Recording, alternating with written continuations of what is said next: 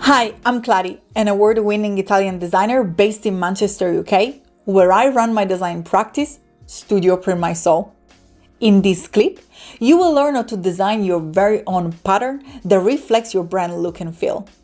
One of my clients, a large Italian clothing brand, contacted me to find a creative solution to renovate their sales point. My approach to this renovation was to introduce a fun, bold pattern on the walls and windows of their well-known chain stores. Follow along to create a perfect pattern tailored for your business. Learn how to leverage Adobe Stock ready-made vector assets and export the design to become a tangible object. To start, click on Create New. To design a seamless pattern tile, we need a square artboard. I'm going to set both width and height to 100 pixels. Then, name the file and click on Create to open the new artboard. You can create a pattern using any graphic elements you want, but if you're not sure, or if drawing vectors is not part of your skill set, don't worry. And let me show you how to leverage professional vector files present in your Adobe Stock library, ready for you to use without leaving Illustrator. Go to the window menu and select Libraries to bring up the Libraries panel. Here, all you have to do is to use the search bar to browse the library. Type a keyword that represents the elements you wish to incorporate in your pattern. For example, if you run a pizzeria, type the word pizza, and you'll see many assets appearing below. I run a design business, so I'm going to use the keyword stationery. To display only vector files, click under the filters and tick vectors. This will allow you to display assets with a vector format.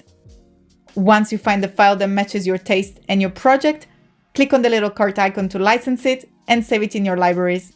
The file will be automatically placed in your current library folder.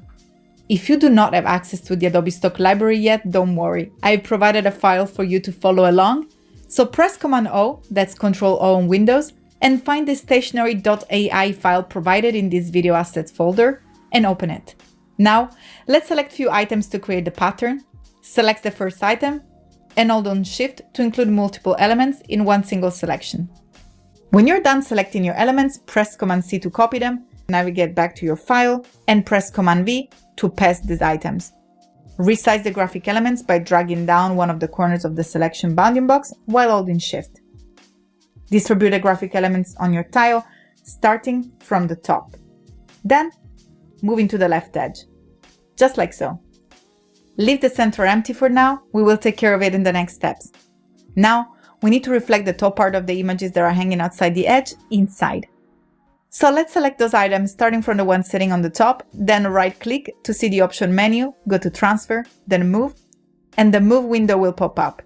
Let's move the items to the bottom edge. Insert a vertical move of 100 pixels, which is the size of our square tile, and then click on Preview to check that they are in the right position. Click on Copy to create a duplicate. Let's repeat the same action for this item on the left edge.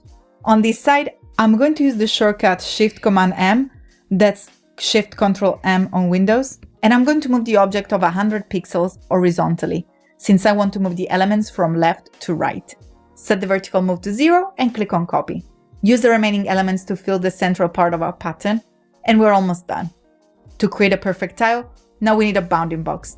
Click on the rectangle tool, click once on your pasteboard, input the same sizes as the artboard, 100 by 100 pixels, to create a perfect square of the same size of the tile, and click on OK. Let's align the square by going to the Properties panels and Align to Artboard. Now center the square vertically and horizontally. Then go to the Layer panel.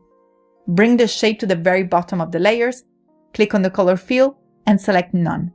Let's open the Swatches panel and select all the items present on the artboard. Let's now drag them into the Swatches panel. Now, draw another rectangle and fill it with the new pattern.